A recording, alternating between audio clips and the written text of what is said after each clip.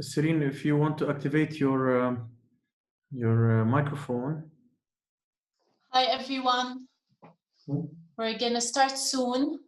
Let's give it another 2 minutes after 6, just in case. Thank you for joining early.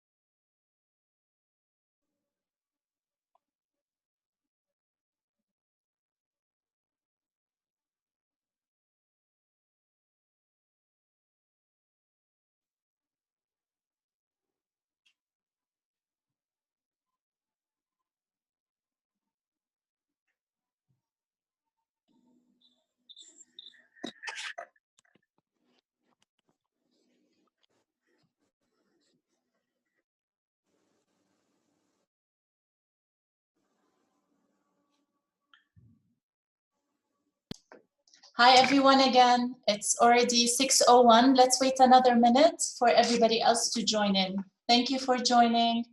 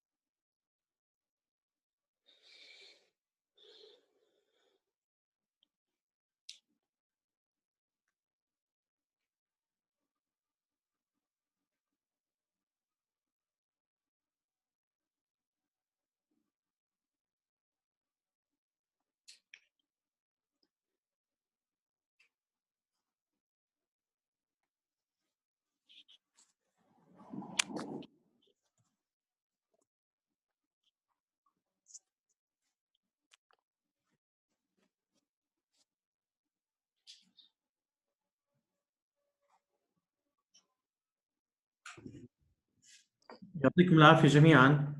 وهلا راح نبلش كمان شوي. Always good to see people joining and really supporting the MAA branch. ومش بس core committee members. في عنا هلا ناس برضو كانوا المحاضرة الماضية. دكتورة صبا، تحياتي. دانا، جمال، فاطمة، هاجر and all the people that are joining. وفي كمان good news إنه actually we had some people from Canada or from France signing up for this talk through the McGill portal. فيعني I'm very glad to know and to realize إنه our events are starting to attract international attention. فإن شاء الله دائما هيك we'll be able to do that and to participate in other people's activities. هلا أنا soon I will hand over Serene, who is the moderator of this session. Oh, of course, she will Saadi. هلا نحن 3 6 9 12 we're 15 people. I think probably we should get started. If we have more people joining as we go, we'll welcome them as we go. So the floor is all yours, Serene. Thank you, Isa. Hi, everyone. زي ما حكى عيسى, this is Serene. I'm on the core committee. Thank you for taking the time to join us today. Thank you for anyone who's joining من outside of Jordan. Really welcome. We really look forward for this, for more collaborations. with the different chapters. As we mentioned, today's session on managing teens' anxiety is the third session of the COVID series that kicked off with sessions presented by Dana Moghrabi and Dr. Isa that tackled both the nutritional and the biological angle to COVID. Today's session is really important in the sense that it also tackles a very important aspect, which is the mental health and well-being aspect to COVID, especially amongst teenagers. As you are aware, we launched the McGill Alumni Chapter in Jordan early July, to be specific, Dr. Isa, and correct me if I'm wrong, right after Canada Day. So that was timely. Although this launch took place in unprecedented times, we really managed to work hard and to actually have the first event, face-to-face event. We launched on different social media platforms. We launched this online series. So we are really trying to work hard to stay connected and bring material that is of interest to everyone. We have many ideas for 2021. We will share them with you in due time. These online COVID series, as I mentioned, we strive to present the most relevant topics and present them by the alumni members themselves. We have a very rich and varied expertise amongst us, the group that we want to leverage. One of such expertise is the one and only Rania Saadi. So Rania is a McGillian who graduated in 1998 with a Bachelor's of Science degree in Architecture. Rania is a Certified Neuro Linguistic Programming Master Practitioner, NLP Coach, and a certified trainer. Throughout her career, she has successfully supported many parents gain new insights and clear misconceptions, enriching their parenting journey. Her mission in life is to help people thrive in different areas of their life, helping her clients remove obstacles, limiting beliefs, achieving therefore the success, fulfillment, and satisfaction they seek. Rania is also a mother of 3 girls, the eldest of which is actually at McGill. Some housekeeping items just before I hand over to Rania. Awalan, the session is being recorded, so you will get to hear it again on the different social media platforms تبعون MAA branch, Jordan branch. To ask any question, just to organize the whole process, feel free to do so in the chat box anytime during the presentation, as we will be taking a few round of questions after Rania finishes her presentation. Or if you prefer to ask the question yourself, also please share that on the chat box, and we will call on you to unmute yourself and ask the question directly. Over to you, Rania. Thank you, Serene. Thank you for the introduction. And thank you everyone for joining in today. Our topic today is very important for many parents, as during these difficult times, we are all suffering from this continuous stress and anxiety, let alone our teenage kids who are going through a lot of pressure on their own through their the changes they go through and the hormonal changes, the peer pressure, and so on and so forth. And on top of that, there's this pandemic. So that's why today we are tackling this sensitive age group. So I'm going to share my screen now. Just give me a second. And please let me know if you can all see it. Yeah, okay. Okay. So today's topic, managing teens' anxiety. And we will be talking about anxiety, defining it. What does it mean? Why is it there? Why do we experience it? The impact or the effects of this anxiety on our teenage kids, managing and handling our teens' anxiety. How can we help them through it? And finally, I'll be introducing some useful techniques that we can actually apply and teach them how to apply in their daily encounters. So what is anxiety? First of all, I'll start by speaking about the 5 core emotions that we are born with. We are all born with anger, sadness, fear, hurt, and guilt. Those are the 5 core emotions. Anxiety is one type of fear.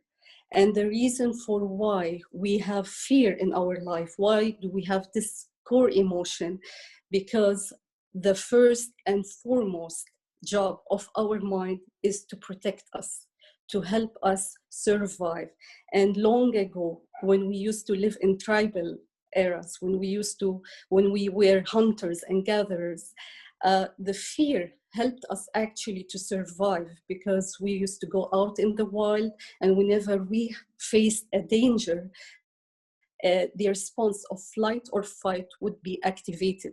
And then all the changes will happen in our body. So we have an increase in the cortisol and the adrenaline hormones that will help the body to adjust to this situation, so that our blood flow will all rush into our muscles and our limbs, because we need to fight or flee for our lives, and we need our muscles to do that. That's why most people, when they feel fear, they get pale. They have uncomfortable feelings in their stomach, because all the blood flow is going to the limbs and the muscles. So that's why we experience fear or anxiety, for the sole purpose of saving our lives. Now, what does anxiety actually mean as a definition?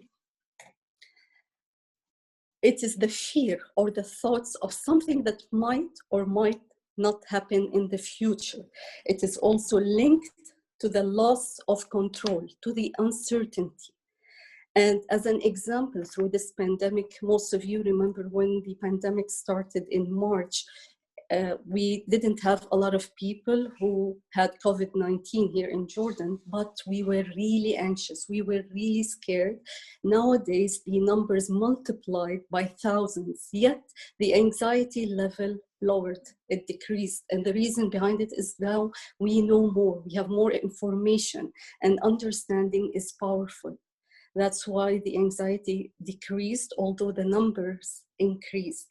Another example that I always like to talk about is I get a lot of clients that would like to get rid of some sort of phobias. One of the most common phobia is the fear of flying, and I always explain to them that the fear of flying actually is not the fear of flying itself, it is the fear of loss of control, because on that plane, we don't have the control. So a lot of people feel anxious because of that. Funny enough, although the most dangerous part of this trip is actually the trip from the house to the airport in your car. Realistically and statistically speaking, this is the most dangerous part. But in our car, we still have more control. A lot of people don't like to go on the highway for that reason specifically, that they don't have the control. They cannot just stop over. They cannot exit the highway anytime they want. They'd rather go through really long looping roads instead of going on the highway. And this is due to the lack of control, the sense of not having any control, which will cause the anxiety. So this anxiety is what we experience because of the thoughts we have about the future, what might or might not happen in the future, and because of the loss of control is what our teenagers experience. One type of, the most common types of anxiety actually, and I would like to touch on that in our teenage groups, is the social anxiety. And the reason for having social anxiety in general, even for us adults, because we sometimes have this feeling, maybe sometimes when we start a new job and we are anxious about a new workplace, or maybe going to a dinner party and we don't know anyone there. So we are a bit anxious about it. But as adults, we have developed over the years the skills and resources to cope with such a situation. Our teenage kids don't have those skills yet. That's why it causes them a lot of anxiety. The reason behind the social anxiety issue is, again, I'll go back to the way our brain was wired years and years ago when we used to live in the tribal times, and we were hunters and gatherers. We used to go out in groups. Women would stay in caves to protect the home, and children in groups, and men would go out in groups. And the minute one of the men was left out for whatever reason, he was immediately under the threat of losing his life, because he could be easily attacked by an animal or any danger, and then he wouldn't have protection. The group provided the protection. So by being left out, it's actually wired in our brain to this day to this primitive survival instinct. So if I am left out, I might die. Not literally speaking, but it is the same concept still that runs our wiring. So that's why whenever our teenage kids are left out of a group and trying to fit into a group of friends or outing, it causes them a lot of anxiety. They need to belong to a certain group to feel that they are protected. Obviously, that doesn't happen all the time.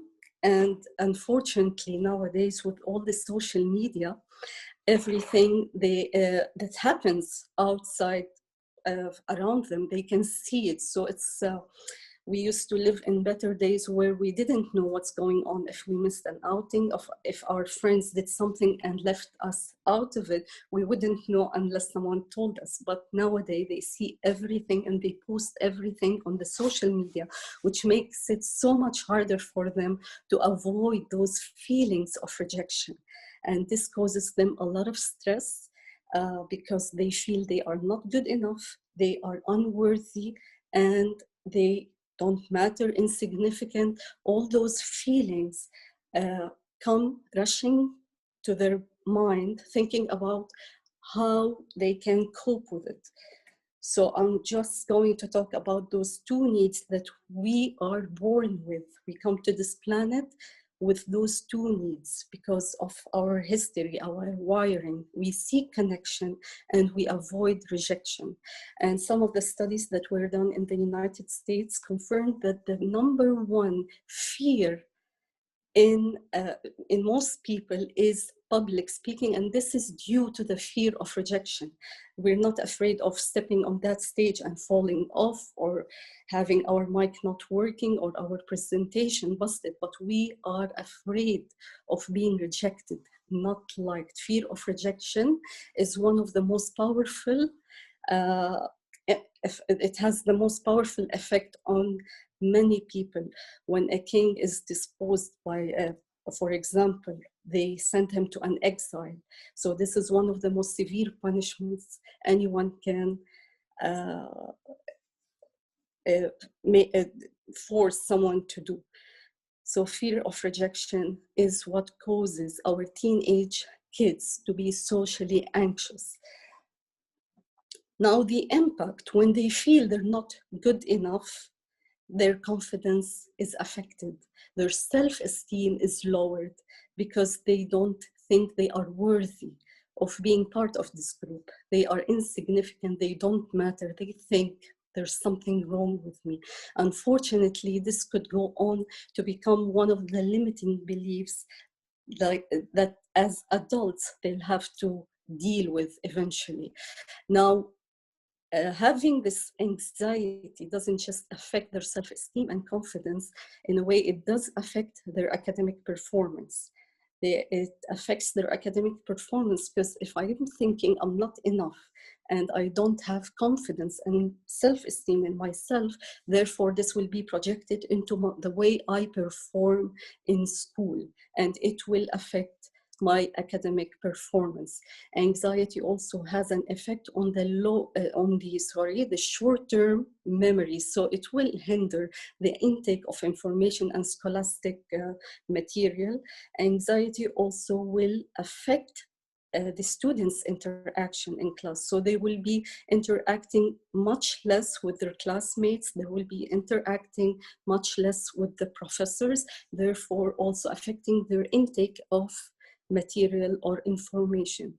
As I mentioned before, anxiety is usually the thought, the fear of something that might happen or might not happen in the future. So students with social anxiety or anxiety in general will be sitting in that classroom only worried about what could happen. What if the professor will call my name to answer the question? What if I answered wrongly?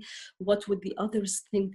They are constantly thinking about what might or might not happen in the future, and they will lack the focus that they need in this present time to inhale and absorb the information presented in the classroom. So on so many levels, anxiety does affect the academic performance of our students. And I get this question a lot from parents. That's why I wanted to mention it, because it's important. So now we understand what is anxiety, what are the causes of anxiety, why do we need to feel anxious sometimes, what are the effects of anxiety, especially social anxiety on our teenage kids. Now we can talk about how, as parents, how can we manage it, how can we handle it, how can we help them through. And unfortunately, there are so many misconceptions or wrongdoings that we as parents do with the best intentions in mind, but unfortunately sometimes we get the opposite reaction than the one we wanted. So to start with, and the first step in managing our kids' anxiety, so sometimes they come to us with those problems, or they're complaining, they are annoyed, they are expressing themselves.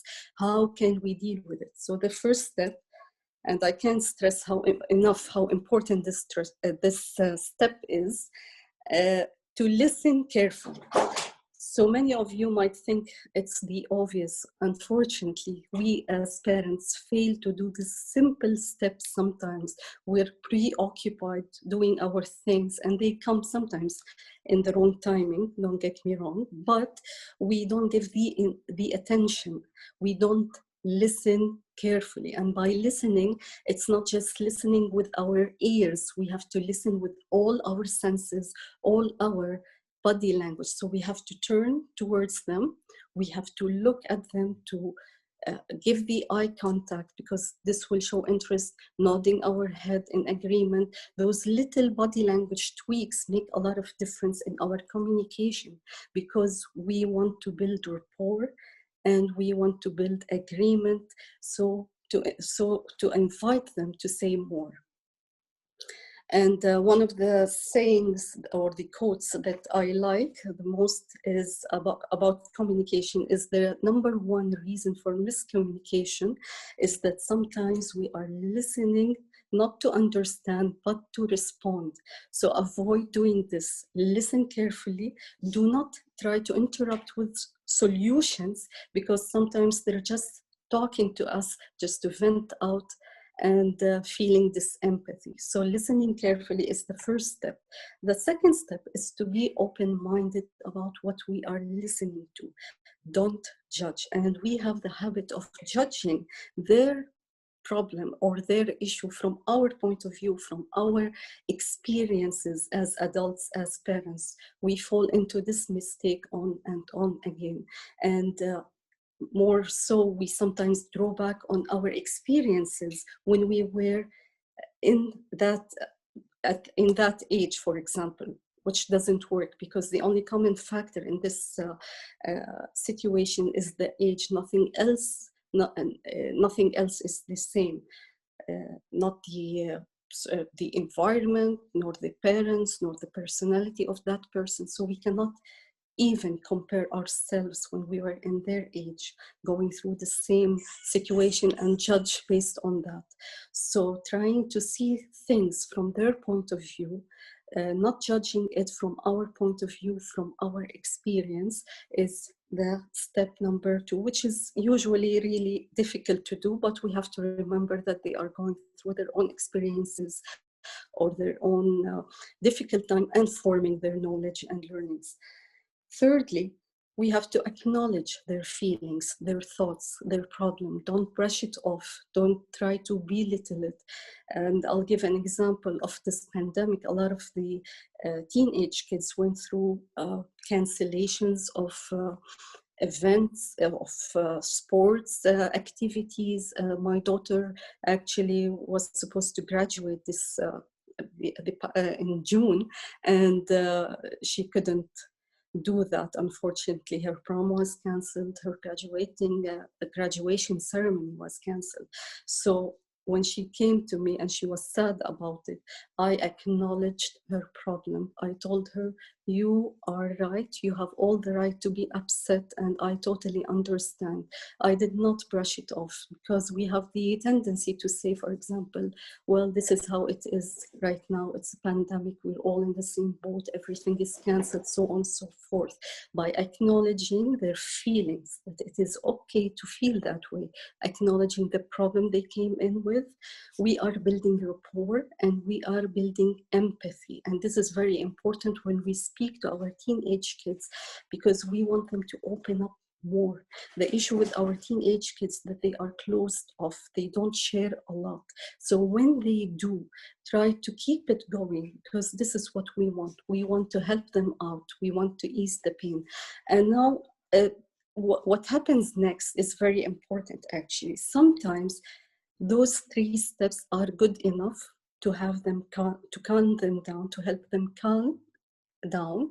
But sometimes, so we're just listening. Sometimes they're not talking to us about it to hear our solutions. So a good tip would be actually to ask them. So after I've listened, I kept an open mind, I understood the problem from their point of view, I acknowledged their feelings, their issue, I did not brush it off or belittle it. It's a good time now to ask them, would you like me to suggest something?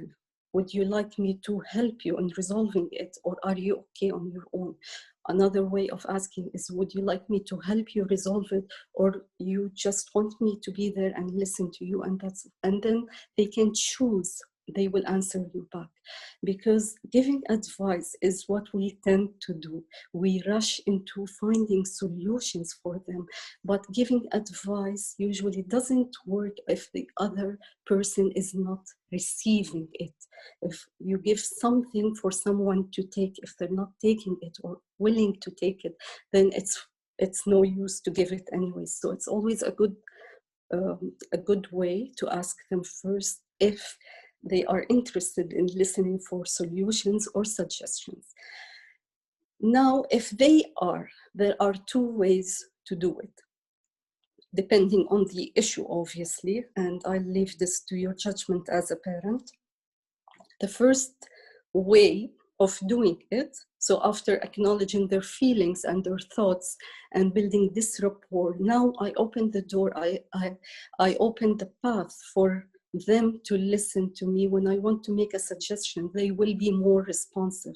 So the way to do that is to acknowledge their problem, their situation, as option number 1, add your proposition or your suggestion as option number 2, link both by and not but. So for example, and I'll tell you why actually first, when we are acknowledging their issue as option 1 and then adding our suggestion as option number 2, we have a better chance for them to listen to our suggestion. We avoid using the word but, because but eliminates anything we say before it in our subconscious, but eliminates whatever was said before, and we don't want that. The word and opens up possibilities, opens up options, and opens up keeps on the rapport going on. So a common mistake that we usually do as parents, that we always say something good, but, and then we say our opinion. For example, you did really well in this exam, but you could have done more.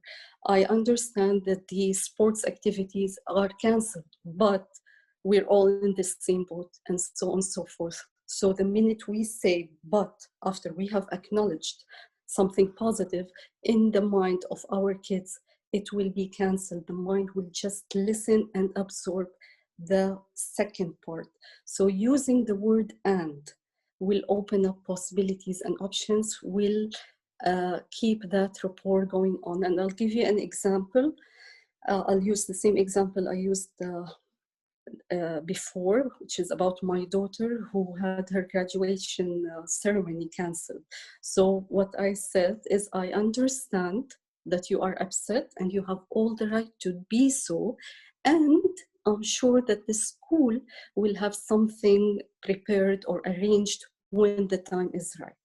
So immediately she took it in as an acceptable option for her problem. And she calmed down, she accepted it, and she did not resist it, she did not refuse it. Another example would be in a case of argument with my daughter, for example. I keep saying daughters because I have 3 daughters, as Serene mentioned. So for example, if my daughter is arguing with me and she wants to go to a party with her friends, I would tell her, it is absolutely fine. I understand that you would like to go and enjoy the party with your friends and come back to help your sister out, or to babysit your sister, or to meet your family members. So we always acknowledge their problem, their issue, their needs, their feelings, and present our suggestion or proposition as a second option, linking both with and. The second way of presenting solutions in case they wanted our help is by giving them steps to follow, a procedure to follow.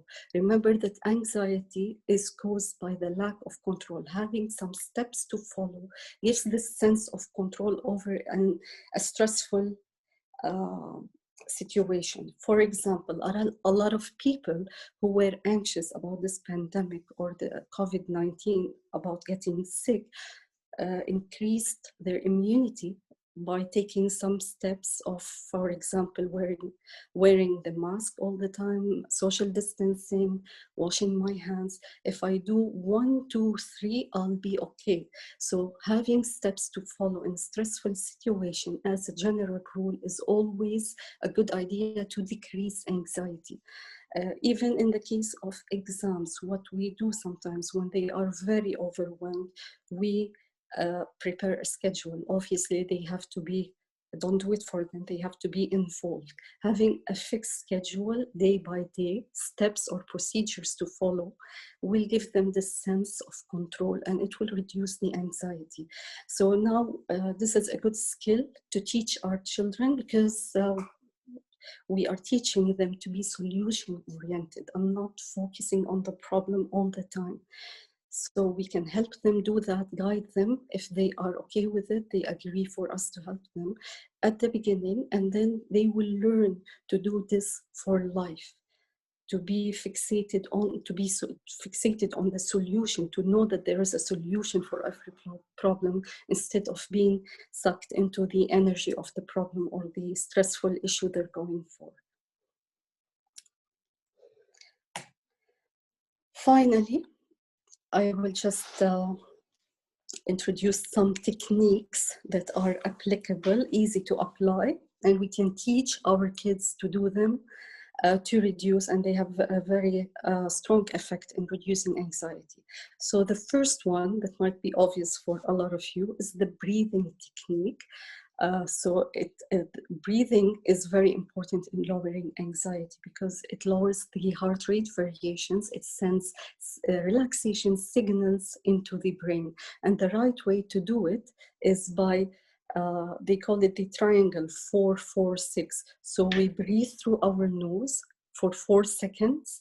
We hold it in for 4 seconds, and then we exhale for 6 to 8 seconds. So we have to exhale really in a long, deep way through our mouth. So we take in the breath through our nose, hold it, and then exhale through our mouth. Repeating this a couple of more times will send those relaxation signals to our brain, and it will calm down our heart rate variations, which is very important, because when we are anxious, our breathing is usually short and quick. And if we look at this heart rate variation monitors, the one we see in hospitals, usually when it is calm, or when we are feeling calm, it will be really deep, smooth, and slow. But when we are really anxious, we can see how short and quick the heart rate variations are. So by breathing properly, taking 3 deep breaths in that manner, we can calm ourselves. And this is very good because we can do it anywhere, anytime needed. They can do it before an exam, before an interview, before meeting someone new, and it has an immediate effect. Now, the second technique is meditation, and meditation usually works over a long time. So it's not too early to teach them to implement this habit throughout their lifestyle, their daily routine, because meditation, if you know, it helps you focus on the present moment. And as I said before, anxiety is caused by thinking too much, overthinking of the things about the things that might or might not happen in the future.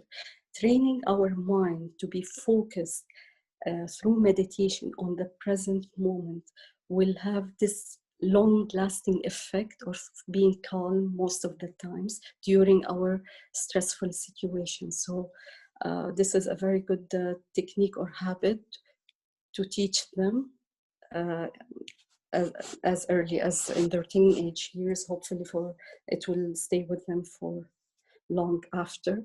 Last but not least, visualization. In NLP, we believe strongly in visualization. We believe that whatever you see and feel and hear in your mind is taken into the brain as reality.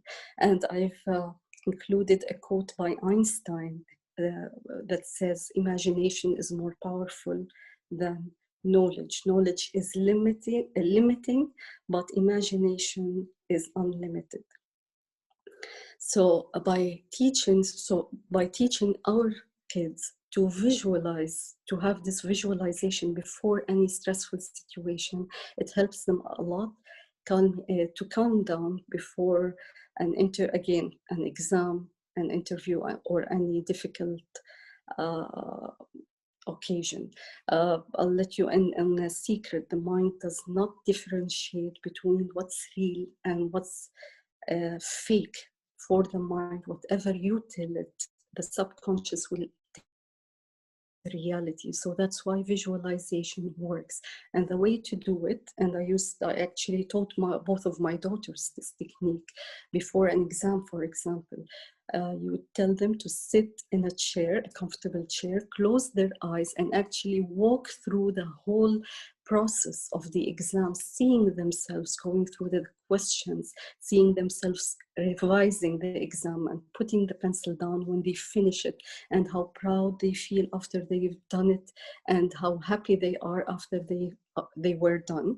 And even I used to tell them, you can see what might go wrong. So if I have a presentation, I usually do it myself. I visualize the whole thing. I can anticipate, for example, the obstacles, the mishaps, and see how I can resolve it in my head. Once I do that, and then I go to the actual event, or I go to do the actual task, it will be so much easier. I will feel more confident, less anxious, because for the brain, it does not differentiate between what we see in our visualization, in our imagination, and what we do in reality. For our mind, it is all real, and it's always better, and we feel more confident and relaxed when we do this anything for the second or third time. So the more we visualize a difficult situation before we actually go and do it, the more we feel calm. So that concludes my presentation for today. I just included my contact information for those who would like to know more and or see some of the videos. I post a lot on my Instagram and a lot of videos on my Facebook.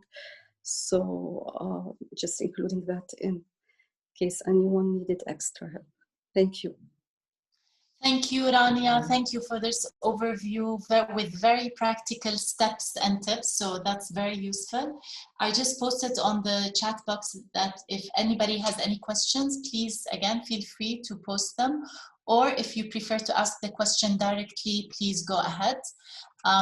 In the meantime, I don't see yet any questions. I'm sure everybody has a lot of questions.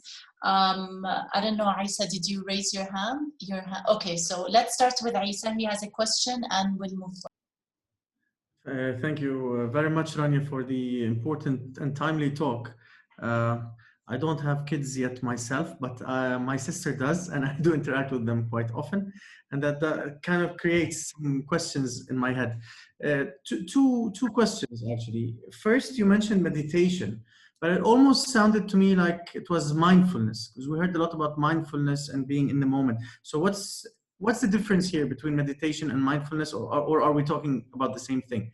The second question is, anyone that deals with kids knows that they are really smart and they know how to probe you and they know how to test your limits and so on. So how can we maintain this accepting attitude that you described, where you hear them out, nod to them, and entertain their thoughts while not giving them more room to expand in unrealistic demands? Thank you. So I'll answer the first question. Mindfulness and meditation are the same. The only difference is you can be mindful throughout your day without having to sit and listen to this guided meditation. You can be mindful by enjoying a piece of cake and just enjoying it fully. You can be mindful while watching a movie and not being distracted by your phone or your messages. Meditation is actually a habit that you have to exercise, you have to sit in a calm place, you have to, a lot of people use guided meditations like on YouTube, or there are some good apps out there, and it will guide you to focus on your breathing, to focus on your fingers, on the parts of your body, and then on your surroundings. It's a bit different. They are connected, but mindfulness can actually be done every day in your daily encounters and daily activities. So that's the main difference between both. For your other question, so in the teenage years, they don't test your limits. Usually they have a need that was not fulfilled when they act out. So I don't believe in them testing the limits when they are aggressive. For example, remember the anxiety triggers the flight or fight mode. So sometimes they are in the fight mode, they are aggressive. Some kids even become physical with their parents due to stressful or anxious situations. Flying is basically avoiding. So a lot of kids, they stay in the room, they shut themselves out of your presence because they are avoiding, they are flying. So we have those two behaviors. So usually when they act out, I don't believe they are testing your limits. Not in the teenage years. Usually they have a need that is not fulfilled. One of the mothers actually who approached me in one of my online consultations told me about the aggressive behavior of her 12-year-old boy, and we discussed the issue. I told her that this behavior is the symptom, it's not the problem. It's a symptom for the actual problem that he's going through, which was obviously the anxiety. He's not going out, he's not seeing his friends. We're doing a lot of online studying, even social interaction is over. They have house party and chats and so on and so forth. So it's very important to listen to them so we can understand. Like I said, it's important to listen to understand, not to respond. We need to understand to help them fix the issue, and you cannot fix what you do not understand. So I hope that answers your question. It's in a long way. Sorry about that. Thank you, Rania. So we're getting more questions on the chat box. We have 3 questions now from May, Fatme, and Hajar. So please, in this order, feel free to unmute and ask your questions directly, and then we can take Siba's question as well. May, the floor is yours. Hi, thank you so much, Rania, for your presentation. It's very valuable information. I just have a question with regards to how common is it that basically anxiety with adolescents requires medication? Oh, okay. So I'm not actually qualified to answer that, but I always answer by the same thing, that I usually trust your judgment as a parent. Sometimes there are signs that we overlook. Paying attention, tuning into your kids through listening carefully to their problems, tuning into their behaviors is the first step for you to observe those abnormal signs. And if you are suspecting in that case anything, obviously you have to contact a specialist. I'm not sure how often, I'm sorry, I cannot give you a percentage, but always judge. The only advice I can give you is to always judge your instinct in case they need actual professional help. Sometimes it's just anxiety, normal anxiety that us coaches can help them cope with. Otherwise, if it develop into a disorder of some sort, then they might need medication. Thank you, Rania. Fatima, please go ahead. Hi, Rania. Thank you so much. I've watched you many times. Thank you. I just had a question about how would you suggest to handle a situation where the house rules are broken, or the kids are contemplating something that goes against the family principles? And how would you suggest you discipline teens, not younger children, but as teens? And I'm going to have to leave after this. I'm sorry, but I just want to listen to the answer. Yeah. So if rules are broken, or if they are misbehaving, if they are, you have to level with them. You have to talk to them. You cannot force anything on them. And this applies to all ages. I think you can never control your kids' behavior. You can just influence it. So we have this misconception that we can force them to do things under our regulations or under our rules. It doesn't work that way, because remember, they are teenagers. They will always want to break those rules. They are acting age appropriate. So let's just remember that. We always judge their behavior from our perspective as adults. And this goes again to all ages.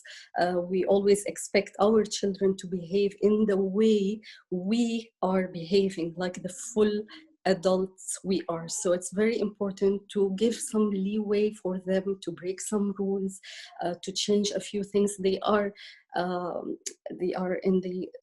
developing their own principles, their own goals, and their own ideas. Sometimes it's a good idea to communicate with them to understand their point of view, and then bridging this gap instead of trying to force ours on them, if it makes any sense.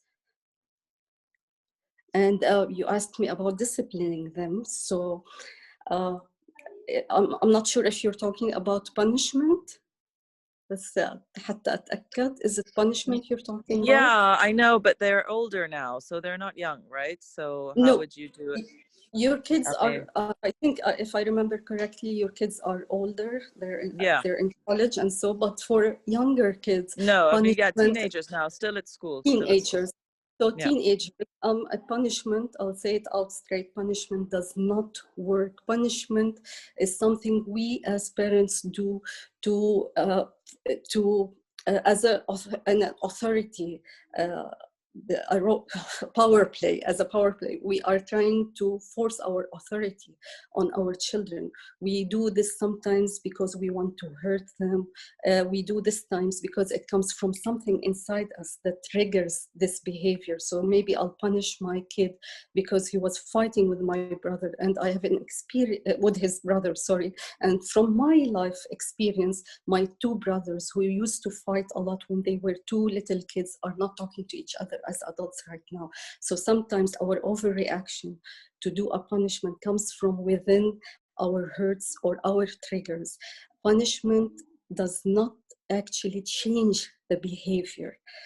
It has a very short-term effects. So for example, if you took his phone or his PlayStation, he might change the behavior temporarily to get those things back. And one of the parents I was talking to the other day told me that I took his phone, I took his PS4, and he still is not studying. And I told her, you knew that punishment doesn't work. Why did you do that? She told me, because I wanted to force him to come and apologize to me. So he did that. It was her way to get something from her son. She wanted him to come and say, I'm sorry. And then she returned his phone and PS4. So she did the punishment because she had a need that she wanted to fulfill. In general, punishment does not change the behavior, and this is a whole another workshop. I'm happy to do another one about punishment and what are the alternatives, but this is a very good question. So I hope I answered it briefly, but I hope I understand. I did answer it. Thank you, Rania. Thank you, Fatma. Thank you, Rania, for really going into the details and sharing examples. It really helps. So we have next Hajar, Siba, and Jamal in this order. Hajar, please go ahead. Hello, everyone. Rania, thank you very much for the presentation. I actually have two questions. The first one is, what if, as a parent, you sense that your child is anxious, but the child is not coming forward? You know, boys usually tend to be very secretive. You know, they don't express themselves as much as girls do. So as a parent, what can I do? Should I start by asking questions, but usually they don't give you the answer you're looking for? What can I do in that case? The second question, just so you can answer in one shot, what also, if one of the techniques you mentioned, I noticed they don't usually work with the boys, because I have a 13-year-old, and usually meditation, breathing exercises, they would just laugh at me and just like, oh, come on, mom, you know, and you say, oh, you want me to relax, and I can just have a quick gaming, you know, like video gaming, that relaxes me. So sometimes I give in because I say, okay, an extra hour or whatever. So what can I do in that case? Any advice, you know, to just help them, to convince them, you know? Okay, so about the first question, if they don't want to speak, you feel that they are anxious, I would advise that you give them their space. Sometimes they are in the flight mode. They want to avoid it. They want to have their space to think it through and so on and so forth. You can try and initiate conversation about it without imposing or forcing, because if he's not willing to talk, you will not get anything out of him. Building rapport is one of the ways I teach moms in the Smart Mom workshop to do with your kid, is actually it's actually mirroring his body language while he's sitting next to you or in the same place. And it's a long technique to explain, but the best way to get your son to be responsive more to what you talk to him about, or your daughter, is by building rapport. Just being there, trying to mirror and match his body language, his voice, his tone, and so on and so forth. But in general, I wouldn't try to force things out of him. I would just give him the space and wait for that moment when he will eventually want to vent out or say something about it, because you cannot keep it all in all the time. And just grab that moment and give him my full attention, my full listening with my whole senses and body language, and acknowledging his feelings and acknowledging his problem, and take it from there. So I would leave him now and just wait for that moment where he would vent out something. And for your second question about, could you repeat it, please? Was it? It's what if they're not responsive to the techniques of meditation and breathing? Yeah. I have a lot of techniques when someone is anxious. Actually, I chose the ones that are mostly common between teenage kids and easy to apply. Breathing is actually very easy to apply. I'm sure your son can can use it when he's anxious. But another way I like to recommend is writing down on a piece of paper, for example, or on his phone, type it in, just what we call a brain dump. If you're anxious, sometimes you don't know even what's the reason. It's always a good idea just to have this paper and just write down everything that comes to mind. You can write down, usually I recommend up to 3 pages, believe it or not. Throw it out afterwards. No one has to read it. It's just for him to vent out, to dump it all on another medium other than his brain. That's why we call it a brain dump. Sometimes for him it's revealing because he can see what are the reasons that is actually making him anxious. Once you understand the reasons, then you can resolve it. You can go to the next step, which is resolving it. So brain dump is a good technique, I think, that you could recommend for your son. I think he'll like it. And the breathing also. Breathing, I think he'll be happy to do it. It's very easy. Okay. One more that you suggest, because honestly, writing will not work for him either. That's by experience. You know, I'm just giving you a very extreme case here, but yeah, he's not the writing type. Well, there is an exercise that I have to show it to you, actually. I'm not sure if you will like it. It's usually holding your arms in front of you like this, and while holding a small object, transferring the object into the other arm, swinging it all the way out, bringing it back to the middle, transferring the object, maybe a small ball, to the other arm, swinging it all out. It's like an exercise, a sports exercise. So we can teach our children to do that, and it will immediately calm anyone who's anxious. Another way of calming the anxiety is actually filling your mouth with saliva. I know it's disgusting, and swirling it inside your mouth. This is a very, very easy technique to do. I just didn't mention it because I thought it might bother some people, but filling your mouth with saliva and swirling it inside your mouth will immediately send relaxation signals to your brain. There are other techniques also, but those are the ones that come to mind at this point. Rubbing your shoulders in that way. We can all use actually those techniques, believe it or not. It imitates a hug from someone, and we can do this to ourselves, rubbing your shoulders in this way. He can do it while he's alone, no one's seeing it. Even if you recommend it and he makes fun of it, he might use it. So you can suggest it. It's very easy to do. That's a good point. Tell them you can do all these techniques when you're alone in your room. Nobody can see it. Just I'll teach you and then okay, that's a good idea. And leave it up to him and choose. Thank you so much. Thank you. Welcome. Thank you, Rania. Thank you, Hajar. Very interesting. I had a very similar question about the girls and boys, but we will take questions from Siba first, and then Jamal, please. Siba, go ahead. Thank you, Rania. Actually, Hajar asked my question about what if the kids or students in the schools were anxious and they refused to talk about their own problems. And you answered here, and your answer was very informative. So, thank you. You're welcome. I don't have any more questions. Thank you. Welcome. Thank you, Siba. Jamal? Thank you, Rania, for the rich, fruitful information. وكمان thank you Sireen يعني for the management organization, really appreciated. My question is there يعني we hear a lot about anxiety, but my question is there a way to measure anxiety, a sort of test? For example, can we say that student A has 80% anxiety, student B has 60% anxiety? Can we measure anxiety? I'm not sure, actually. I'm not sure. I cannot give you an answer. I'm sorry. We can check it out. I can check for you if you like, but I'm not sure if we can. In terms of percentage, you mean, right?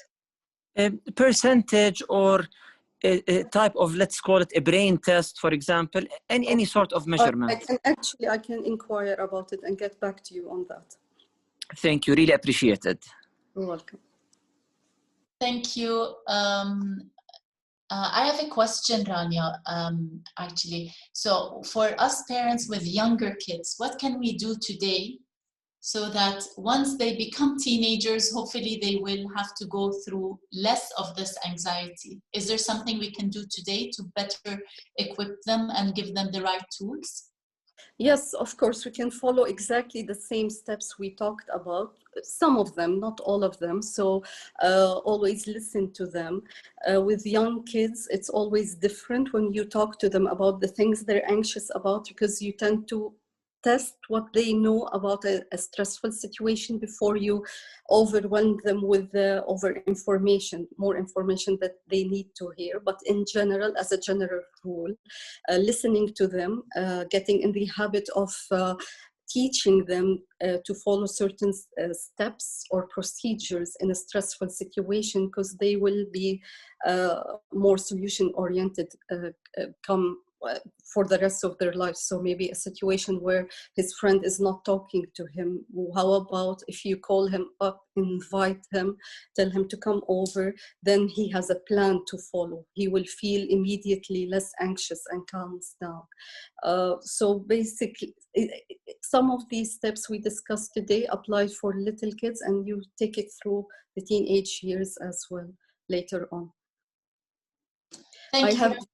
I actually, I'm sorry, I have actually a live talk on my Instagram, IGTV, is about, it is actually about managing our children's stress. It's about the young children. If you'd like to listen to it, I talk a lot about those. Thank you, Rania. I don't see any questions, and we're coming up to the 1 hour mark. So Isa, I hand over to you if there are no other questions. Go over. Thank you very much, Rania. It was a beautiful session. I'm just trying to put in this so you can see it's a McGill sweater. Yeah, well, I can see it. From Maktab. So thank you very much for Rania for the great talk. Thank you for all the beautiful turnout and the interactions. We need those kind of different angles actually to look at in this COVID time. And you've covered a very important part, which is the mental aspects and the anxiety aspects. Serene, thank you very much. You've been a great moderator, and your efforts are always appreciated. I have maybe a small answer from a biological perspective to Jamal regarding measuring anxiety, at least from a biological laboratory perspective. And Rania already mentioned is a process that induces adrenaline and cortisol, so adrenal gland hormones. So one of the ways to assess it could be monitoring for adrenaline levels, okay, as well as what it can induce in the body in terms of increased heart rate, and increased blood pressure. But that being said, these are not specific to anxiety. You can get super happy and excited and get those symptoms. So if you have those people in a context that is known to induce anxiety and you want to measure it, then this could be a potential way of doing it. But you cannot just assume that every time you have high blood pressure or increased heart rate that this is a sign of anxiety.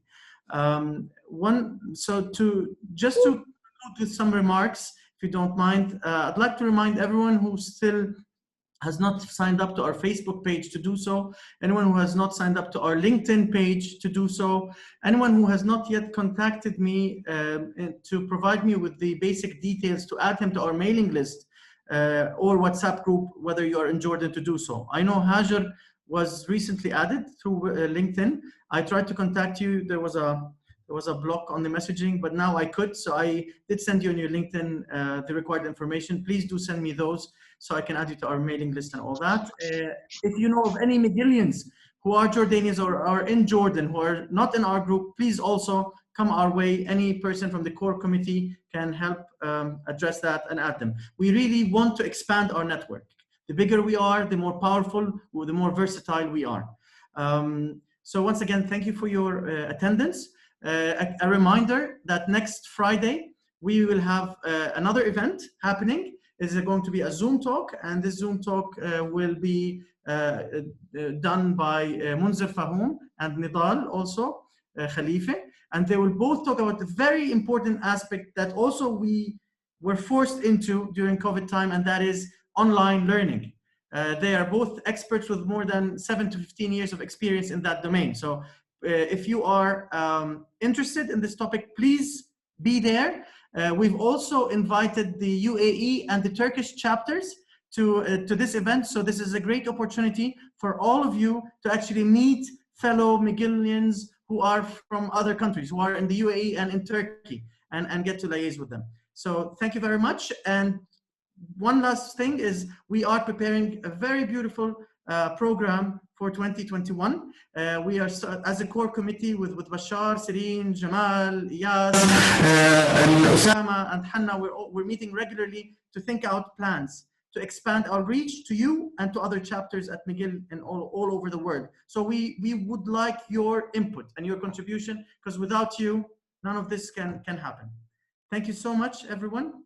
And hope to see you next week for the talk about online education. Have a great night. Thank you.